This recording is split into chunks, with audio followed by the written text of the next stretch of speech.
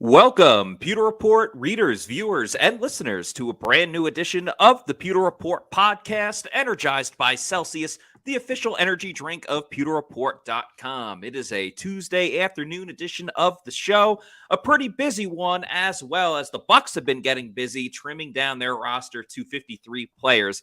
We got to thank the Bucs because they pretty much set up the whole team before this podcast even started, even though they had until 4 p.m. at the deadline. So we're going to break down the Bucs roster, biggest surprises, things maybe that we would have changed with it, and everything else in between. I'm your host, Matt Matera. Joined with me is my fellow co-host from pewterreport.com, the face that runs the place at Pewter Report, SR, Scott Reynolds. And Scott, the other day I said I wouldn't hate if they kept 6 outside linebackers, and by God, the Bucs did it. They kept 6 outside linebackers. Yes. Yeah, that's right. And the thing is, man, Todd Bowles wasn't kidding, right? When he said that outside linebacker would be the hardest position to trim on this roster. And, he couldn't make up his mind about the 5. He wanted 6.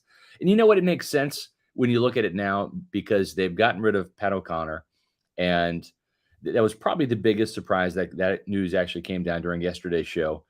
But Cam Gill is a really good quality special teams player. Yes. And I think Markees Watts certainly had the athleticism to be a dynamic special teams player as well. So those guys are going to be contributors, right? And I think that one of those guys probably takes on that Pat O'Connor role in special teams. And by doing that, it allows them to keep Mike Green on the roster. And he's a player that's more of a young, up-and-coming, probably a better defensive tackle. And we've seen Mike Green now the last couple of games enter the game in the preseason with the second string. So that tells you what they've thought about Mike Green.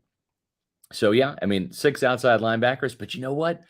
For a team that maybe still has some question marks about Shaq Barrett, can he make that comeback successfully? Can he stay healthy? Joe Tryon-Shoyinka, is he going to, really turn his career around and go from being, a Jag, which is just a guy, to a guy that is worthy of that first-round draft pick they have invested in him? This was a Buccaneer team, Matt, that last year at the end of the season had to play JTS and Anthony Nelson for 3 straight games, every single snap, because they were out of edge rushers. So, if pass rush, if it all starts up front, which it does with the pass rush, then keep more pass rushers, especially some young developmental guys. Cam Gill had a good preseason. Markees Watts had a good preseason. Both these guys were deserving of making the team. And Charles Snowden made it very difficult, too. Another outside linebacker that got cut, but wouldn't be shocked if he's on the practice squad. But I think you hit the nail on the head, Scott. I think they definitely had last season in mind with JTS and Anthony Nelson playing so many snaps because of all the injuries that went on to this team. And more than anything else, I think keeping 6 outside linebackers, while a little surprising, one, I think both guys are very deserving. I mean, I think you could have flipped the coin for Markees Watts or Cam Gill, who should have been kept if they were only going to keep 5. But more than anything else, just a little reassurance if Shaq takes a little bit to truly be Shaq Barrett. And that is Markees Watts, just so everyone is aware. Shaq Barrett is number 7, but Markees Watts hopefully to channel the 2019 and 2020 Shaq Barrett wearing number 58. That obviously would be music to the Bucs' ears. But I think just making sure that you have enough depth at a position where, like you said, JTS, will he be fully? We know he's healthy. He's been running around. He's been doing everything. But he's only played a little bit in the preseason, obviously, with all the starters.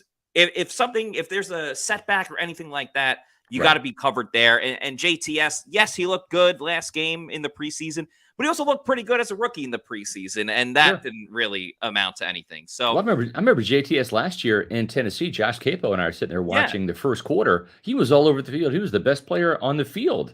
But it's so much that is, can you sustain that? Can you, can that translate into finishes, right? Like, for example, now granted, Josh Johnson's still a very mobile quarterback, even in his 30s, but that was an instance where JTS was chasing down Josh Johnson and ended up tackling him for a 2-yard gain rather than getting him for a 2-yard loss with the sack. So still a work in progress. Not going to sit there and beat JTS up about his game quite yet. He's still learning, and I think he's still under the tutelage of George Edwards, who Yeah. this team really has a lot of high hopes for in terms of getting these young pass rushers, into shape and getting after the quarterback and getting them on the ground. Yeah, so that's another thing I'm really thinking of is what was one of the main goals of the Bucs for this offseason? Jason Light said it at Indy. It was get younger and get faster. And I think outside linebacker is kind of the epitome for both of that because more than anything else, one of these young guys is going to step up. Cam Gill's still fairly young, even though he's been in the league for a little while now. Markees Watts just licking his chops trying to get in there. Yaya Diaby, a rookie as well. So if JTS doesn't pick it up, someone else will. As Christopher Cole says, Watts is a beast. So I kind of like the idea of it's very much survival of the fittest at outside linebacker right now. JTS is the starter going in, but especially this year for Todd Bowles, where it's all hands on deck, he doesn't have room for too much patience of this guy needs to develop or that guy needs to develop. If JTS doesn't bring it within the first month of the season, let's remember the Bucs have that early bye in week 5 before they come back for the Cream School game, which we're all excited for. If JTS isn't holding up his end of the bargain, I wouldn't be shocked if Anthony Nelson comes in and he becomes the starter, or if Yaya really lights it up in a limited amount of play. Obviously, he can do it as a pass rusher, but can he bring everything else that is required of an outside linebacker in this specific defense? I think that's something to keep an eye on moving forward for the regular season, which is next week, which is really exciting to say. Exactly. It's always disappointing when rookies miss the preseason, right? We saw that happen last year with Zion McCollum. He played in the first preseason game against the Dolphins and missed the last 2, and it just set him back, right? I have to believe Elijah Cansey, he might end up having a great rookie season, but it could have even been better with these 3 preseason games. Yaya Diaby missed the Jets game, right? So you had Servassier Dennis missing the last 2 preseason games. It's unfortunate because 3 really young, promising defensive players are going to be, I think, cornerstones moving forward for this Bucs defense. But the rookie season is going to be stymied a little bit by these missed reps in the preseason, unfortunately. Yeah, we got a couple of super chats to get to. We'll start with Scott Jacks. Thank you so much for the 1999 super chat, Scott. Scott to Scott says, thanks for the center update, Scott, talking about Reynolds. I think that was for me, question mark. Haha. I just think with that was me saying haha. I wasn't actually laughing at it. I just think with the GM talking about Mauk at center, if we need a second center, Leverett or Mauk, Leverett to guard, please. Yeah, I think this team really likes Cody Mauk at guard. Now, again, going back to 2017, the Buccaneers had a spectacular guard come in the second round in the 2015 draft named Ali Marpet, who was a left tackle at Hobart College. They played him at guard, and they had this idea that maybe he could play center. And they tried Ali Marpet there, and he was a decent center. In 2017, he was a decent center, but he was a better guard. He was a Pro Bowl caliber guard. He got the Pro Bowl bid finally in 2020, but we all agree that he was certainly a Pro Bowl caliber player before that. So will they end up moving Cody Mauk to center? I don't know. Could he do it? Possibly. I think that Joe Gilbert once told me that this is a guy that can play all 5 positions, but they're sticking him a guard now. They're seeing how it works. Robert Hainsey is going to be the center for this year, but moving forward, they're going to make some determinations long-term based on how Hainsey plays. If Hainsey really steps up his level of play and goes from being, an okay player to a player that is ascending and has some real promise, then I think they're pretty excited about what the future might hold for Hainsey at the position. And, he'll be in a contract year, not this year, but next year in 2024. So it's certainly going to behoove him to do that. I'm encouraged by what I've seen so far in camp and also in the preseason from Hainsey, but they are going to give him some competition. The important takeaway is with Ryan Jensen, he's most likely done. Yeah. And when I say that, it's with a heavy heart. I don't wish that upon him, but you can't regrow cartilage. And when you don't have cartilage in your knee, it's bone on bone, and that is pain. That's not discomfort. That's pain. Okay. Now, Ryan Jensen will probably be able to walk around and have some discomfort, but when you do football things, Matt, and you're expected to do football things, that is a different story. So with Ryan Jensen, most likely either retiring or being cut after this season because he's going to get paid for the entire year. He's on injured reserve, or he's going to be an injured reserve technically. Then the team will still have a cap burden next year of possibly $11 million. Now, there is some amount of savings. They can save about $700,000 by releasing Jensen before June 1, as Josh Capo pointed out in his article.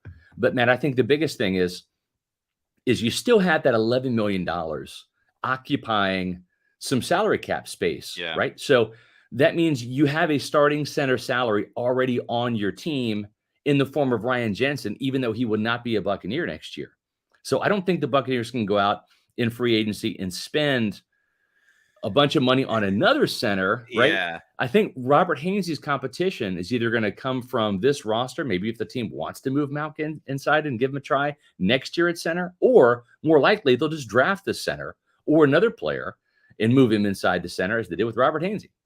Right. And Jason Light spoke a lot during this offseason about bargain hunting, finding those diamonds in the rough. Ryan Neal at safety is a perfect example of someone that they can bring in, help the team be effective, and come at a pretty decent price. I think we're going to see a little bit of bargain hunting next offseason as well. And we'll get to Kenny's super chat in just a moment. Thank you so much, Kenny. The last thing I'll just say about Malk and everything like that, it is interesting if we were going to configure the roster.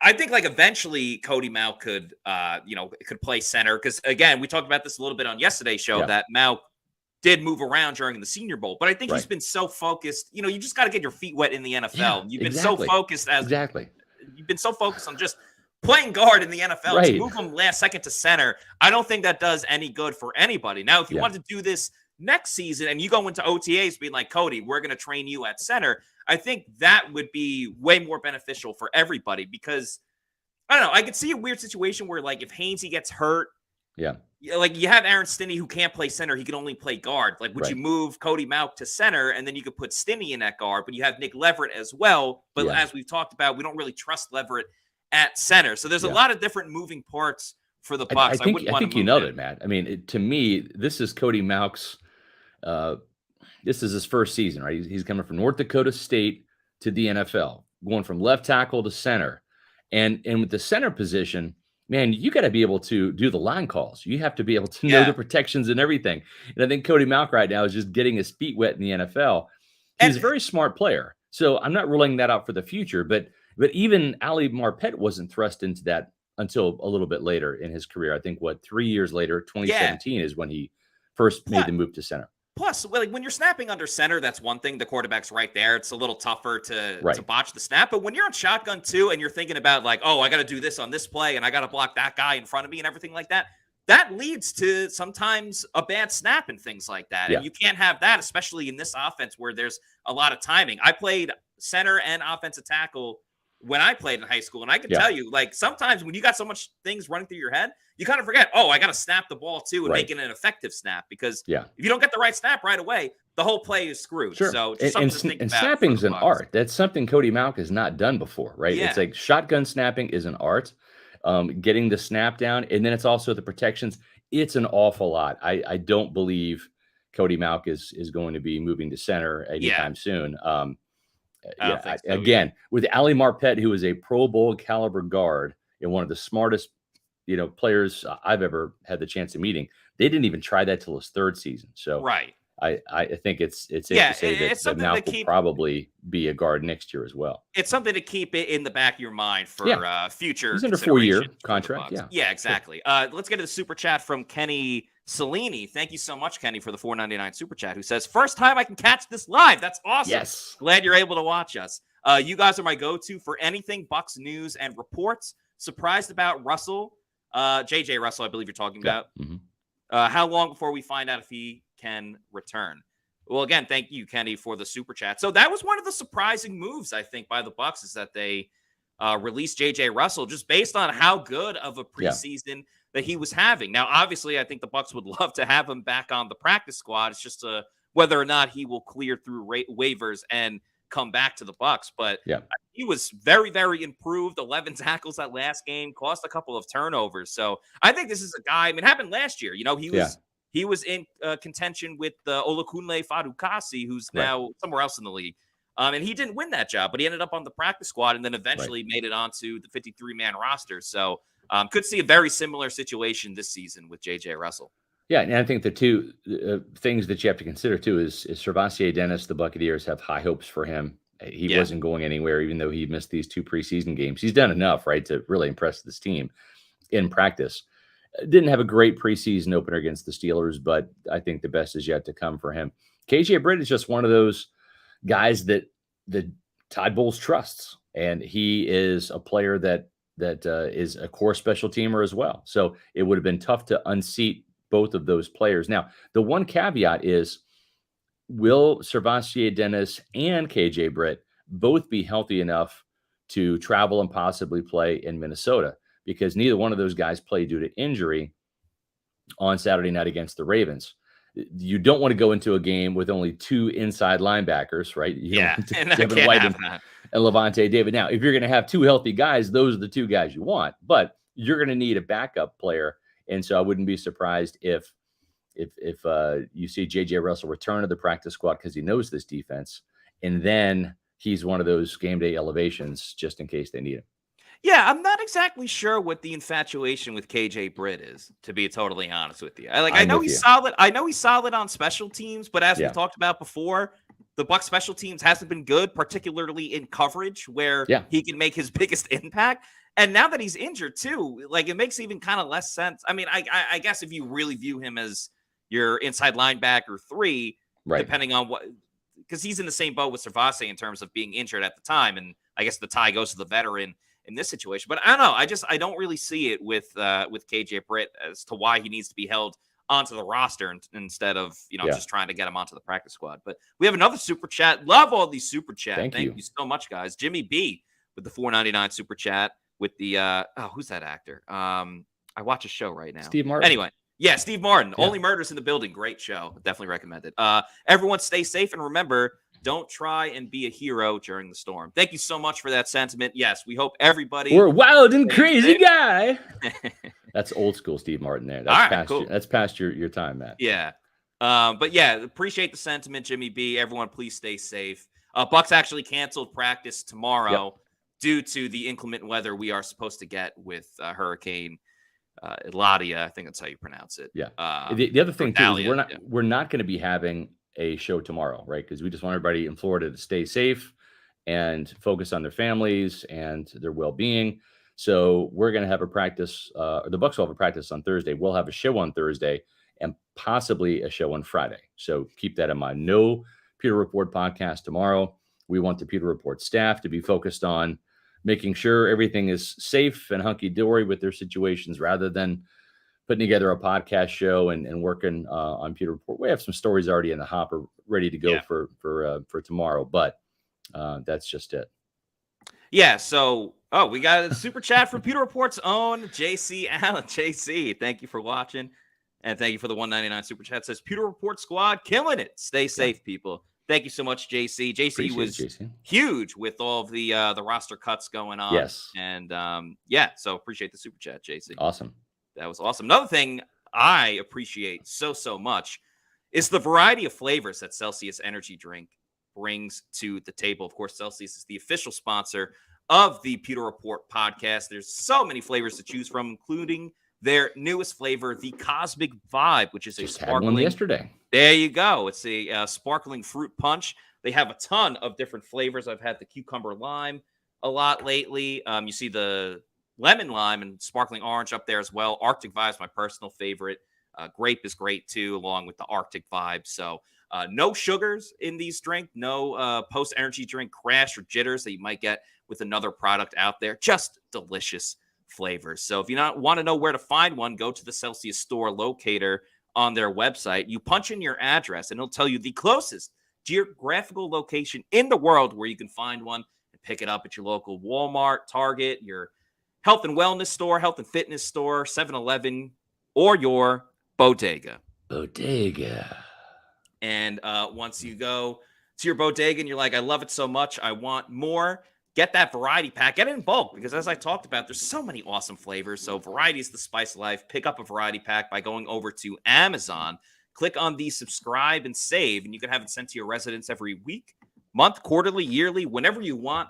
Make Celsius your number one pick, the official energy drink of the Pewter Report podcast. And if I may, real quick, Scott, I got this message yesterday from SJ. Shout out SJ. We were DMing on Twitter, and he was saying, he said a couple of nice words about the podcast, so he's a big fan of it. Awesome. He said he's been on and off Twitter the last few months, so he was just getting back onto it.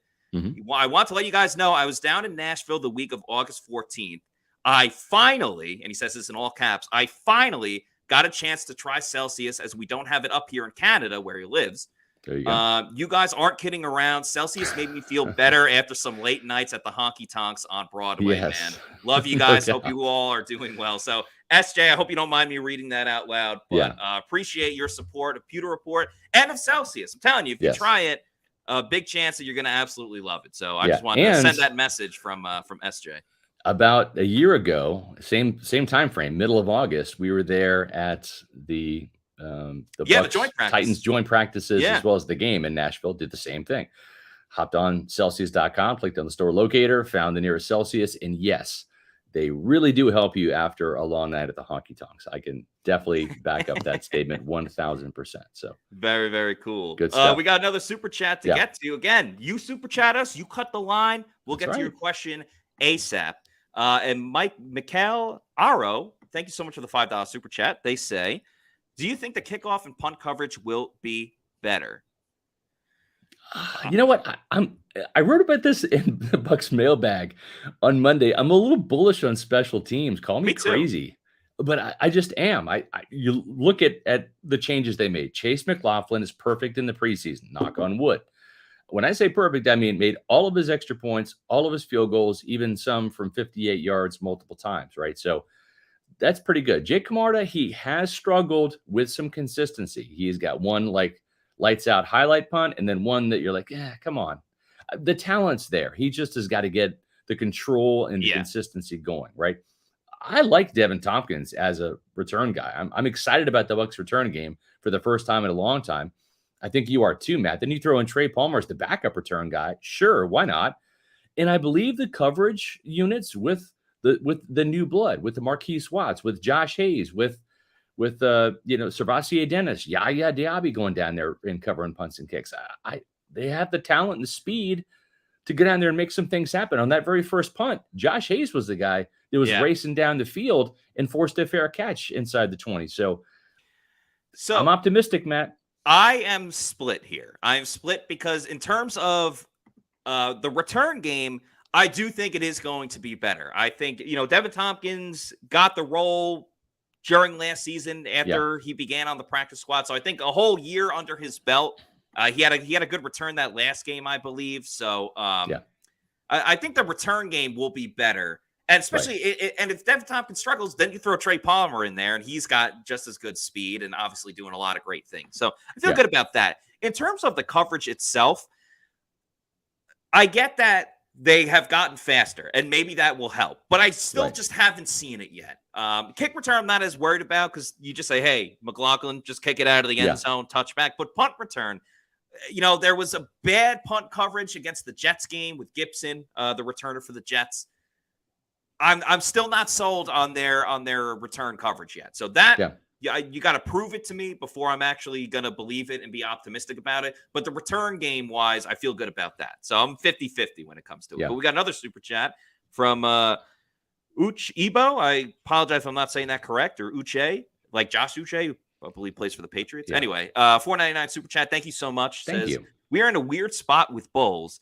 If he's bad, can you really fire him and bring in a new coach / regime who will likely want to replace Canales? This is a great question. I've actually thought about this a lot because I think it's really detrimental to the whole offense in general. Because if you fire Todd Bowles, you're still going to have a lot of the core nucleus of this Bucs team that's going to have to relearn an entire new offense. And granted, if you're starting out with a new quarterback, then okay, I get it. You can kind of do that. There is also, and I'm not rooting for this, I'm not championing for it, but it has crossed my mind. Dave Canales, I think, has already made a huge impact on the Bucs offense, in the Bucs facility, with his upbeat attitude, positivity, They call him the human Celsius, or I call him the human Celsius, That's and right. everything like that. I know it's crazy because this is his first year calling plays, but I don't know. Just the demeanor that Dave Canales has, I think eventually he could be a head coach in the NFL. And I think it's way too early to say that he could be a head coach by next season. But I don't know. I think crazier things have happened in the NFL. That's all I'll say. Well, here's two things to consider. All right, let's attack the premise, right? Does it make sense though? If the Buccaneers are going to fire Todd Bowles, what's the scenario in which Bowles gets fired, right? The Bucs are bad. They're losing games. Yeah. Well, how are they losing? Todd Bowles' defense is pretty good, right? So are they losing because of his defense? Because his defense doesn't rise to the occasion? Maybe. But more likely, they might be losing because of the offense. If the points aren't there again, and maybe it's incrementally better. Maybe it's 19 or 20 points per game, but they're still getting outscored a little bit. Maybe they're losing games 21-20, 23-20, right? Where the defense is doing a little bit enough to kind of get you there. The offense is just still not quite there yet. I don't think that's going to happen. But if that's the case, if Todd Bowles goes, the new head coach comes in, he's going to probably change the offense and bring in a new coordinator, right? Because the offense wasn't good enough to get wins. So there's one scenario. The second scenario is what happens if the offense really lights it up and Bowles, his game day decisions underwhelm, the defense takes a step back, etc. Then it might be a situation where you're looking at, Dave Canales maybe being the replacement. Now, that's crazy as that sounds. I know. This is one of those guys that has an aura about him. This is a PJ Fleck type guy where he is now going to be fast tracked for success, I believe. I'd be shocked if Dave Canales is not successful as an offensive coordinator here for a year or two and will be a head coach probably within 3 years in Tampa or somewhere else. Now, having said that, the thing with Canales is if you go back and look at what's transpired, the Buccaneers, the Glaziers, they've taken a shot at a very young, unproven guy before to be a head coach. That was Raheem Morris, okay? And Raheem Morris was in his early 30s. Dave Canales is in his early 40s, right? So that may not be as big of a stretch going with Canales as it is Raheem Morris. Remember, Raheem Morris was supposed to be John Gruden's defensive coordinator replacing Monty Kiffin. Yeah. But they decided to fire Gruden. So Raheem Morris went from being a defensive backs coach to being head coach. So it's not exactly a leap if they were to, under this hypothetical scenario, replace Bowles with Canales. But what's the other X factor here? Jason Light's done this before. He has. Lovie Smith was fired. Now, granted, Jason Light didn't hire Lovie Smith. Lovie Smith hired Jason Light, but it lasted 2 years. And then Lovie Smith got fired, and Jason Light is the one who wanted to promote the offensive coordinator, Dirk Cutter, to become the head coach. So it's kind of crazy to think about.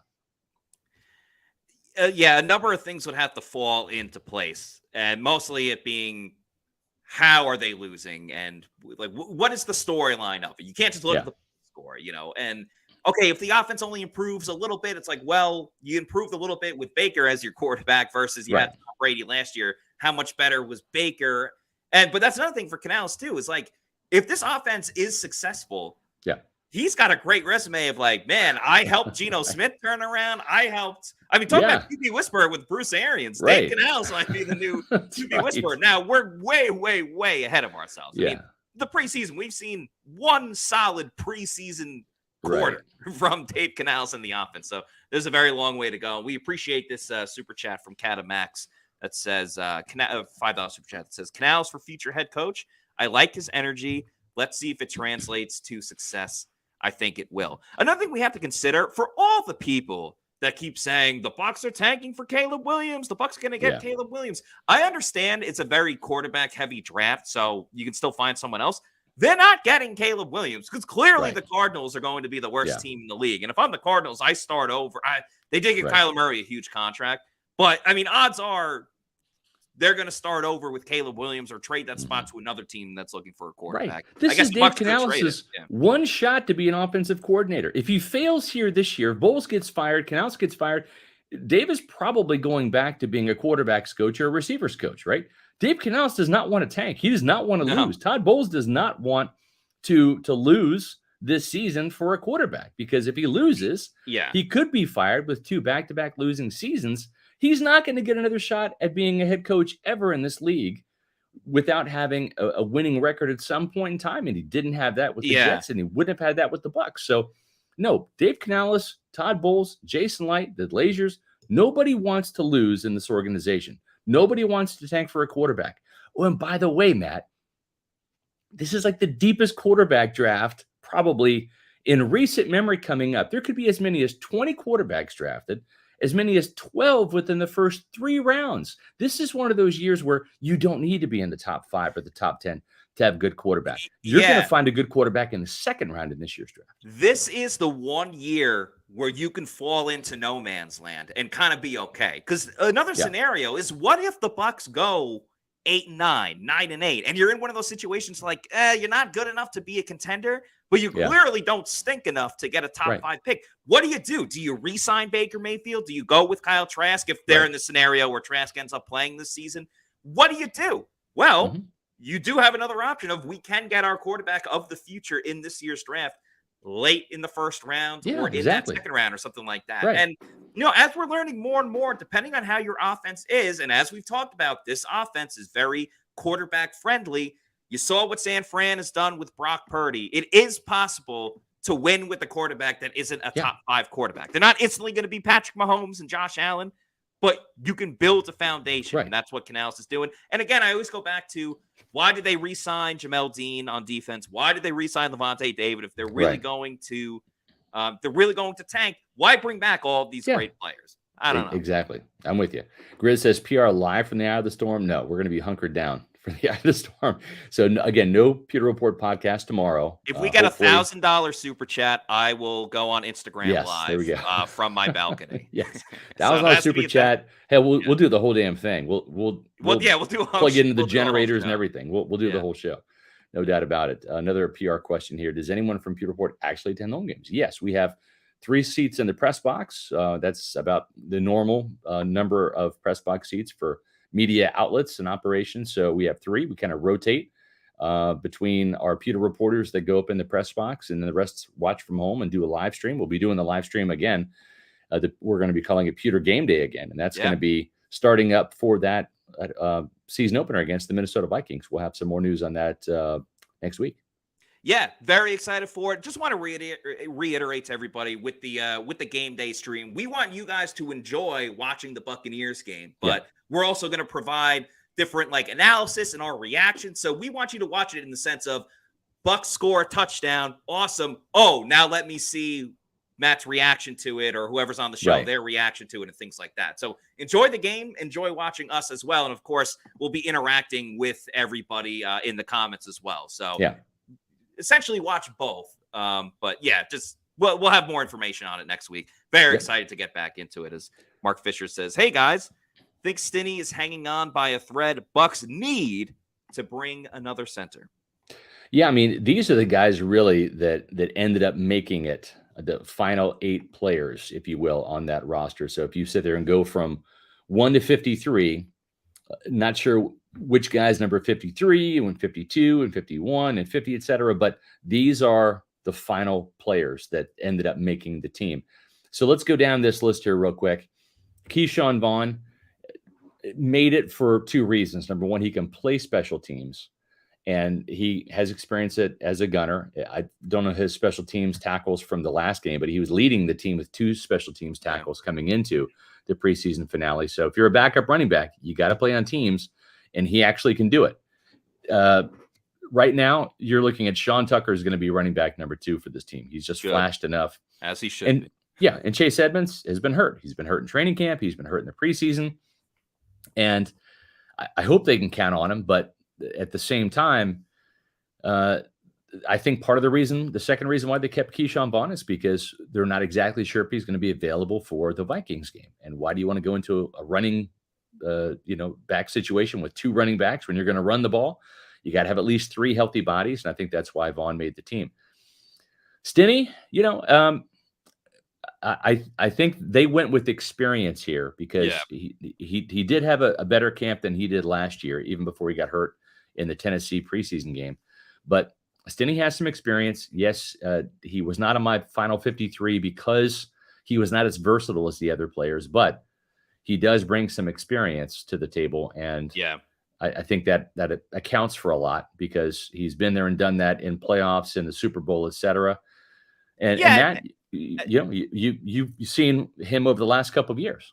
Yeah, and I also think the Bucs can't go in just expecting, oh, Cody Mauch's going to be great. Right. Like if he struggles, I think they should make a move, whether it's Leverett or if it's Aaron Stinney. I think we kind of learned that last year with Luke Gedeke. The Bucs probably held on a little bit too long with Gedeke as the starter, understanding, oh, we need him to develop. I totally get that side of it. But once again, the Bucs don't have that luxury this year. Todd Bowles does not have that luxury of holding on for too long. So yeah, I don't mind Stinney being on this team. Obviously, it hurts that he doesn't play center, Right. but if there's an injury or something like that, or they need to make a switch with Mauch, I feel okay with Stinney in there. I do too. At the same time, I think that he's probably the last guy on the offensive line depth chart. Yeah. And if there is a better option that becomes available in the waiver wire, I think that he is probably a little vulnerable. We'll see. Now, for Mike Green, we talked about this yesterday when Pat O'Connor got released. He's just kind of coming on, right? He had spent the last year on the practice squad, and they think he's a better defensive tackle than Pat O'Connor was. Pat O'Connor didn't make this team because he was a defensive tackle. He made this team because he was a special teamer that had kind of a unique body type at about 275 pounds. And to his credit, he got up to 300 pounds this offseason to be more of a defensive tackle type body. But Mike Green just was a player that was really coming on at the defensive tackle position. And so that's the reason why they went there. Cam Gill and Markees Watts, Matt, I mean, both of these guys, they ended up making the team. I don't think either one is in danger of being released. But when you have four guys, right, we know that JTS and Shaq Barrett are the starters and Anthony Nelson and Yaya Diaby are the backups.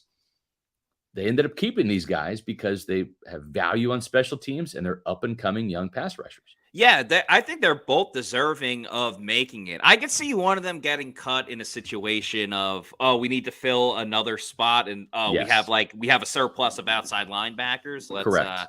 Move one to the practice squad. So I could see that type of situation. But as we talked about before, building depth at outside linebacker with two uncertainties being completely different. One, a serious injury to Shaq Barrett. The other, just lack of production or efficient production from Joe Tryon-Shoyinka. Yeah. I think both guys, there are times where players do so well and they still don't make the team. And it's frustrating to see. I think J.J. Russell is the perfect example of that.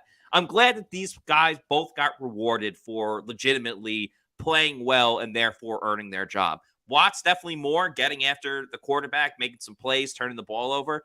And Cam Gill, just his overall hustle. I mean, he's perfect. He's tailor-made for special teams with the hustle that he brings. Yeah, there's no doubt. And, with KJ Britt, we've talked about that before. I don't really see what the coaches see in him, but he is a cerebral player that knows this defense. I think he's limited athletically, but he's a really good special teams player. He's a core special teams player. And that's probably what has him hanging on to this roster spot. If this team sees J.J. Russell, if they end up re-signing him for the practice squad, continue to ascend, and maybe that's what Russell needs, just a little bit more time to flash, then you might see a switch there. KJ Britt, I think that right now he's probably the third guy on the depth chart just because of the experience he has in this defense, and maybe missing these two preseason games has slowed Servassier Dennis's ascension up the depth chart. But I think that's probably what it is. Servassier definitely had a lot of momentum going into training camp and even after the first 2 weeks. But the best ability, as we say, is availability. Mm-hmm. And if you're not around for that, then Bucs got to go in another direction. So KJ Britt somehow still makes it, even though he was injured. But we could see a swap JJ for KJ. That's right. In this one. And then the last two positions, both Josh Hayes and Derek Pitts Jr., I think Pitts is probably the biggest surprise for me. He really had to have excelled on special teams because we saw Keenan Isaac was really the player who was getting those number 2 reps along with Zion McCollum all throughout the preseason, starting back in the OTAs, Matt. It was kind of crazy. And then the rookie minicamp, and then, or not the rookie minicamp, but the minicamp, then during training camp. And then even during the preseason, it was Keenan Isaac who was out there with the number 2s. And so for him to get released, I think it boils down to two things. Isaac did miss a lot of tackles, right? And maybe they're giving Pitts credit for being a better tackler. I didn't watch enough of Pitts, honestly, to make that conclusion myself. I'm just speculating. Then the other thing is it comes down to special teams. Those last 8 positions we were talking about, Keith Armstrong has a lot of influence and say on that, because sometimes the tie comes down to, all right, Keith, we like both of these guys. We like Josh Hayes. We like Derek Pitts. We like Keenan Isaac. We're going to keep 2. Who are the best 2 out of 3 on special teams, right? So that sometimes is where your special teams coordinator comes into play. And he might say, Todd, I know you like Keenan Isaac's better as a corner. Derek Pitts and Josh Hayes are way better special teamers. And if we're going to keep Isaac on the roster in the 53, he's got to play teams. And I don't feel nearly as confident as I do with these 2. With Hayes too, there's also position flexibility. Yeah, exactly. He can play outside corner. He can play in the nickel. Yeah, versatility there for Hayes, I think, is definitely a big part of why he made this team. I still think Isaac is a fine developmental type of player that they can still really mold him on the practice squad like they've tried to do with other players out there. And I think why Pitts probably made it over Keenan Isaac is Isaac made more splash plays with the interceptions and stuff. Yeah. But there's also the negative of the huge plays allowed where Pitts didn't necessarily have. Pitts had a fair amount of pass breakups, but it didn't get burnt like toast, kind of like how Keenan Isaac did in some of those situations. So that's probably why, as we know, Todd Bowles, keep everything in front of you. Don't allow the big play. That's probably where it came down to with Pitts, getting some more of those pass breakups, but keeping everything in front of him. If you want to make some big plays on the bets that you make, maybe hit a couple of big parlays, the best place to do that is over at mybookie.ag. And of course, they got their online casino going on at the moment. It's new and improved, and it's here to change the game. You can dive into a truly realistic casino experience featuring the latest in slots, progressive jackpots, and live dealer action, all from the comfort of your own home. Take advantage of the weekly blackjack tournaments and a brand new collection of high-end games for a chance at real cash rewards.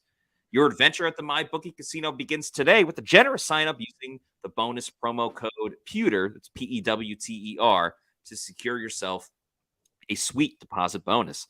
And that's not all, because their revamped loyalty program ensures that you'll be showered with rewards, including free spins, cashback offers, and a host of exclusive VIP perks.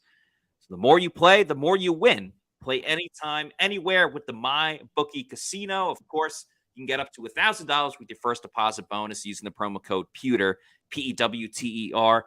Even if you learn from Plant City Math, you know that is the heck of a deal. So go to mybookie.ag. There's football is back, so there's plenty of college football to bet on. I went 3-1 over in week 0, so looking to bring that momentum to this week.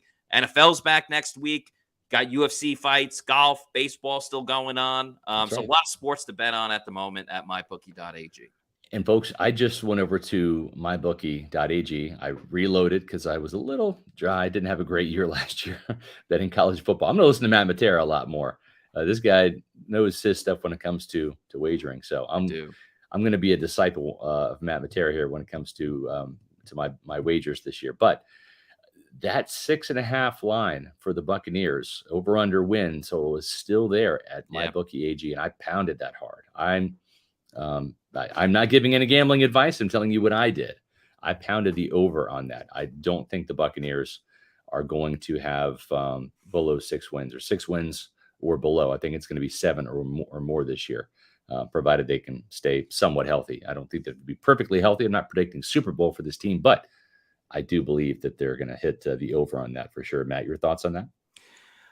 I feel very confident about over 6.5 wins. I feel very confident about Mike Evans to get over 875 receiving yards. Are you kidding me? This guy's gotten 1,000 every single year. But to go back to the over 6.5, I think if they take care of business in the NFC South, I'm not expecting them to go 6-0 in the NFC South, but if they could sweep one of those teams, Carolina, I'm really dialing in on, and then split with the Falcons and the Saints, that's 4-2 right there. That's right. Then you take advantage of, the AFC South where, yes, the Jaguars are tough, but, the Colts and Texans with rookie quarterbacks. Those are Right. very winnable games right Mhm. there. If you can go, if you go 2-2 in the AFC South, or maybe even 3-1, you're talking about 6-7 wins right there. And then any given Sunday, you steal another win here or there. So Yeah. yeah, 6.5. I feel really good about that with the Bucs. Yep. Meets McGee with a $5 super chat. We thank you all for these Yes, you pre-hurricane guys have been super chats. awesome. This is awesome.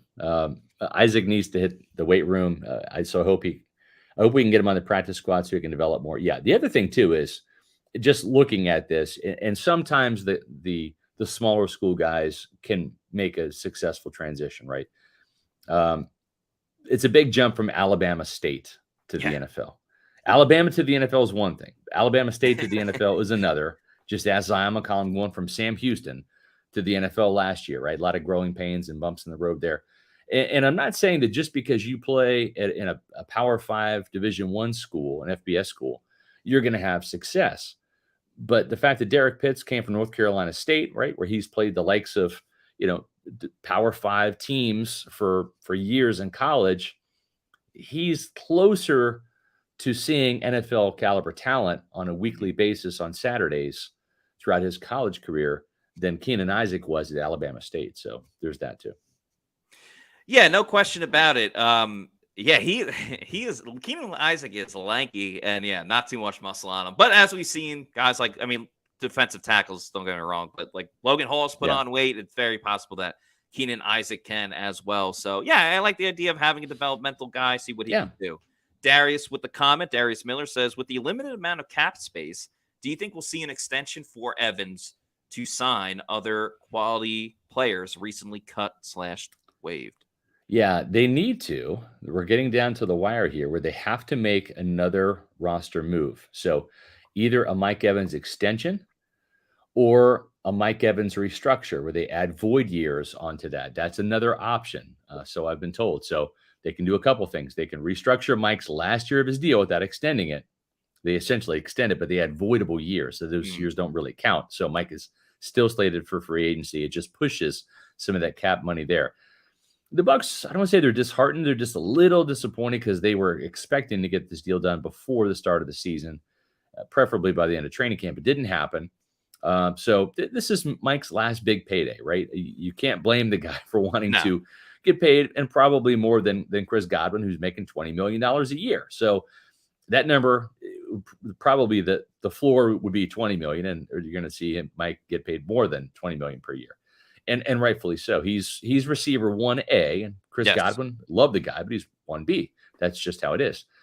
The other possibility, from what I've been told or heard or gathered, is a possible restructure of Shaq Barrett. They've kind of wanted to put that off because he's going to be 31 later this year.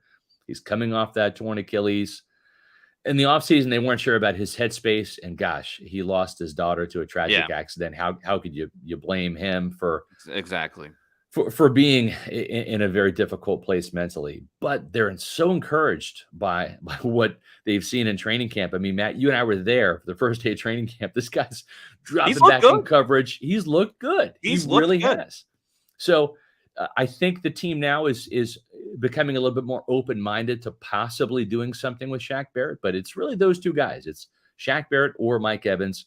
You're either going to see an extension for Evans. If they can't get that done, they might restructure that contract and add some dummy voidable years, push some of that salary cap money down the road a bit, which, they don't want to do. They want to get Mike extended. But the other option, because remember, Mike has to agree to this, and they're kind of like negotiating right now for an extension. So it's not like Mike would sit there and say, okay, well, let's show the extension talk, but let's restructure. No, I think his agents would probably say, no, if we're going to do a deal with Mike, it's not going to be any more restructures. It's going to be an extension. So it might force the Buccaneers to go to Shaq Barrett and do a restructure there and end up pushing some of that money into future years because they feel a little bit better about where he is physically after seeing him play all of training camp.